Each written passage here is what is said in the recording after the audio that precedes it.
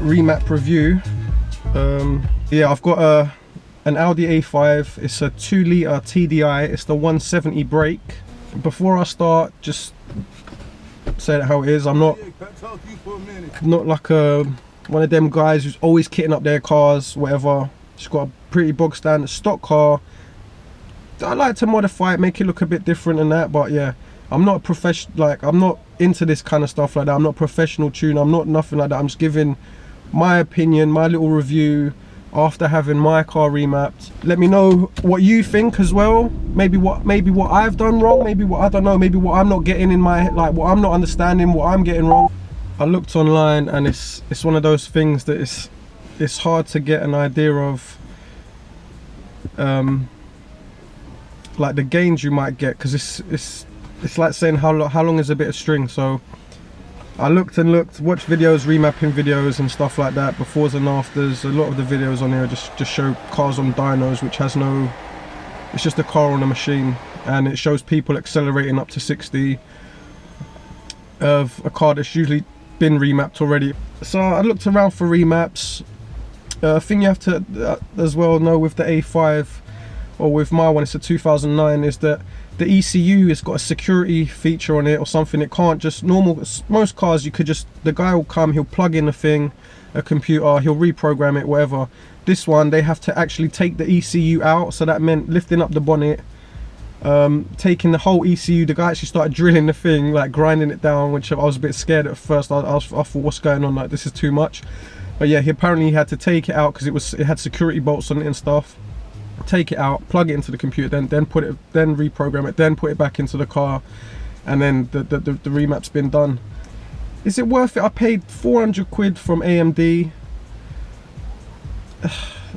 I'm finding it quite difficult to weigh up.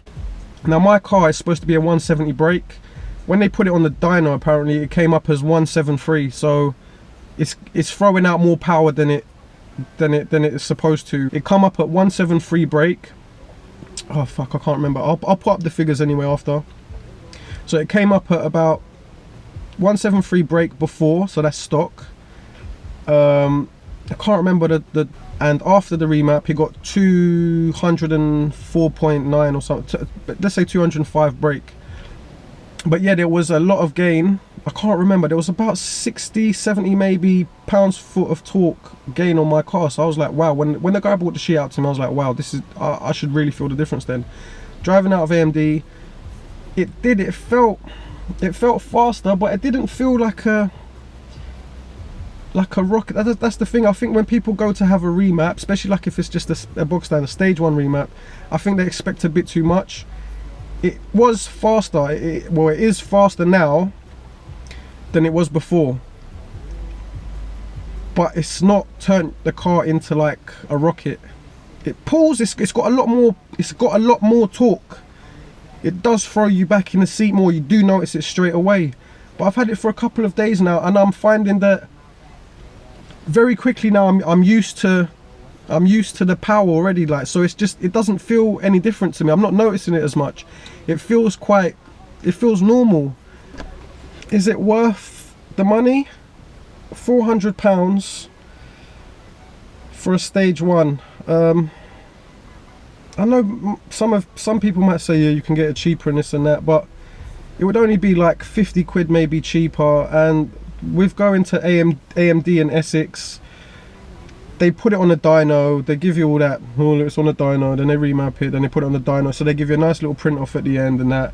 A lot of guys that do this, and they say they tailor make the remap for your car. So because a lot of guys out there, you can get a remap for like 150.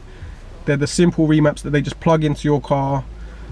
I'd say go for a reputable tuner. So I was looking at things like AMD, Revo, APR, I looked at Hazy Days, but the thing I found that the reason why I went to AMD is, well, they've got a rolling road. You look at their videos online, you read forums and stuff like that, so I felt a bit more comfortable going to the AMD guys. But yeah, anyway, is it worth it? There's a little bit more power. I know if I wanted to, I could carry on. I could get an exhaust system, I could get a stage 2 remap, I could start getting this, getting an air filter, getting that, getting the power gain, how much power you feel, how much faster your car goes. It is very small. It's not a major difference. Don't go into it expecting your car to all of a sudden turn into like a Ferrari and the thing is just like boom, pushing, whoa, oh my god, this, no, it's not. You sit there and yeah, you feel a bit more of a kick than what you're used to, but it's not major. They say that you're supposed to have fuel gains as well, so more miles per gallon. That again, it's like it depends on how you drive. Basically, if you want your car a bit faster or you're trying to start doing up your car, yes, do it. £400. If you've got £400 to spend and you're thinking, fuck it, what can I do for it? Yeah, do it, why not? Don't expect too much of a big difference with a remap.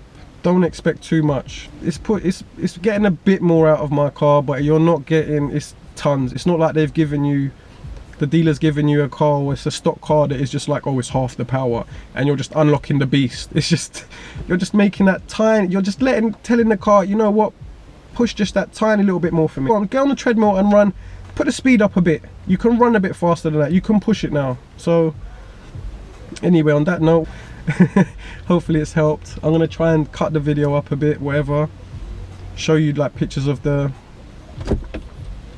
graph and all that, try and show you a picture of the car accelerating like it's gonna make a difference anyway.